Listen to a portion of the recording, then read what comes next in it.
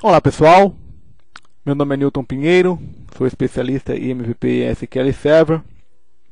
Vamos falar um pouquinho hoje sobre um recurso muito interessante do Always On Availability Group, chamado de Listener. Né? Bom, o que é o Listener? Né? No SQL Server 2012, a configuração do failover das aplicações é extremamente simplificada através de uma funcionalidade chamada Always On Availability Group Listener. Tá? O Listener ele permite que o failover ou o redirecionamento das conexões das aplicações seja feito de forma automática e transparente para qualquer um dos nossos secundários. Tá? Então, eu configurei lá o meu Availability Group, coloquei um grupo de disponibilidade com 4 ou 5 bancos de dados, né? Tudo replicando, bonitinho, para 3 instâncias, tá certo? Instância, vamos imaginar aí, instância 1, instância 2 e instância 3, tá?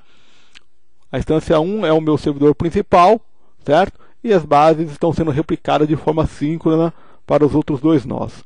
Só que a sua aplicação, ela se conecta ao SQL Server ou ao grupo de banco de dados, utilizando o nome da instância do SQL, no caso, o nó 1 aí.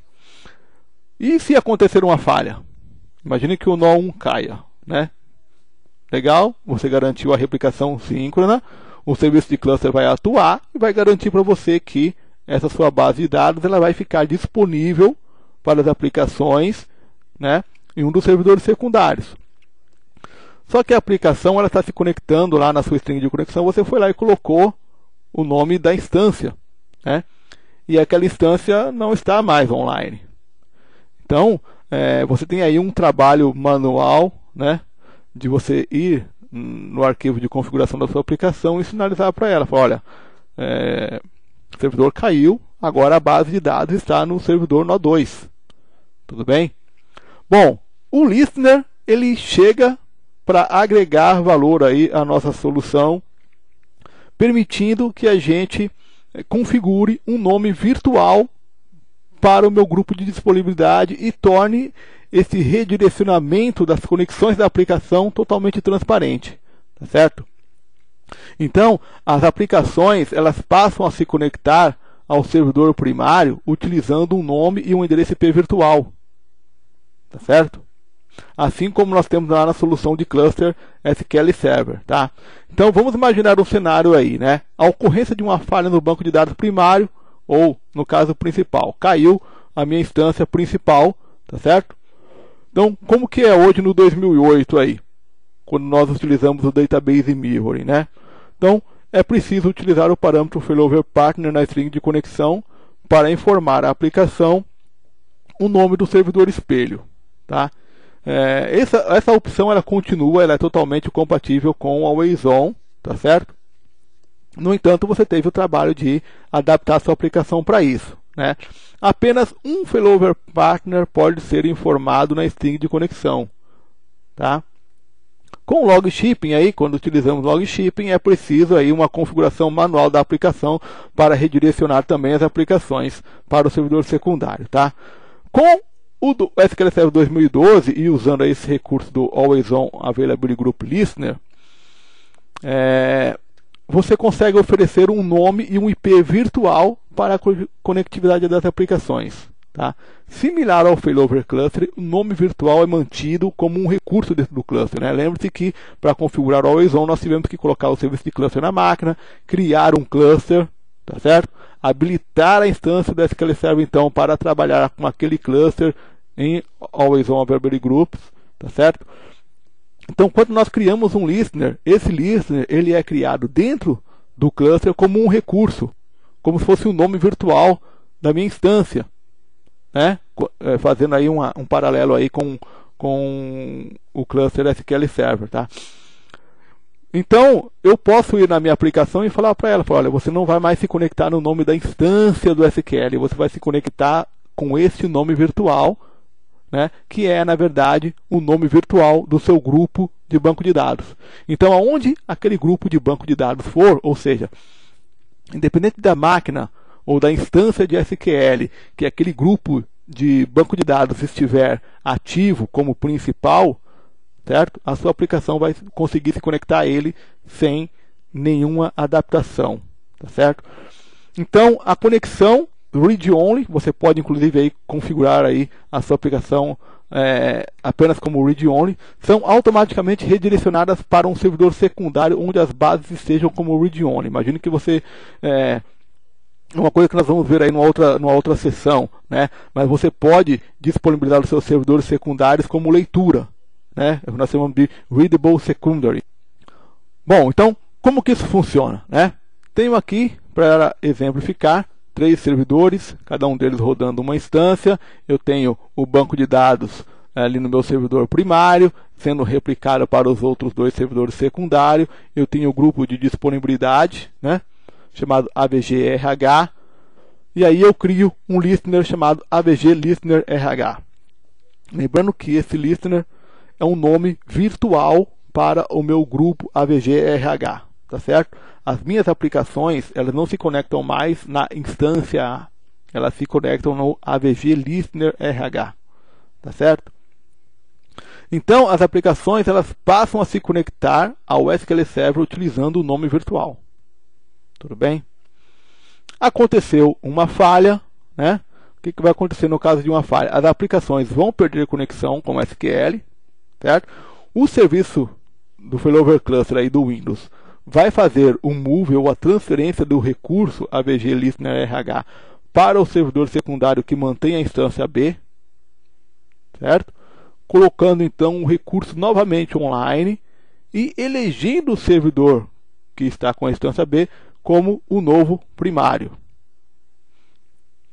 Então, para a minha aplicação, né, eu vou ter aí uma queda de conexão, mas em alguns segundos, assim que o recurso AVG Listener RH se tornar online novamente no servidor onde está a instância B, as minhas aplicações vão voltar a reconectar de forma transparente. Então, as conexões são restabelecidas com o novo primário assim que o failover for concluído e o nome virtual ficar online, tá certo?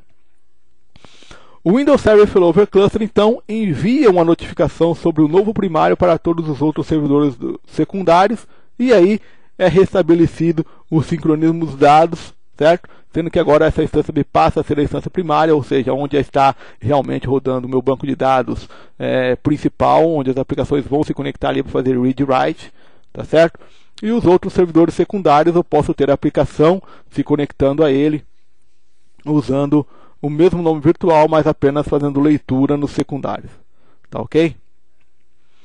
Bom, vamos então aí a uma demo bem rapidinha, para vocês entenderem aí o funcionamento do listener, tá? Eu tenho aqui 3 instâncias, já tenho o meu grupo de disponibilidade criado aqui, que é o meu AVG1, tá certo?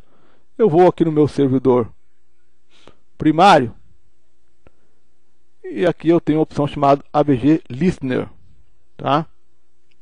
Vou criar então um novo listener. Vou colocar então aqui, ó, AVG1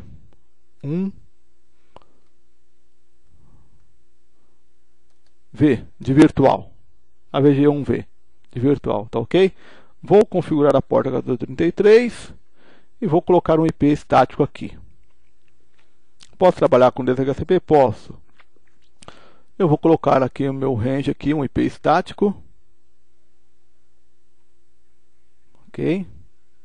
Então vamos lá, 10.0.0, vamos colocar aqui 58, tá certo? Então, feito isso, eu vou dar um OK, e aí o Wizard vai criar então o meu grupo, tá? Lembrando que isso vai ser criado como um recurso lá dentro do cluster. Então, se eu vier aqui no cluster,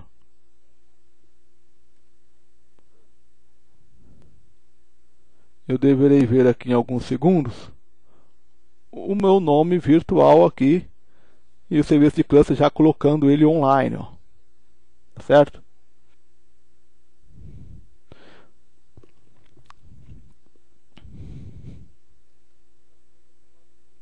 Ok, tá lá. Grupo online. Esse nome, na verdade, ele se tornou um nome no meu AD, né?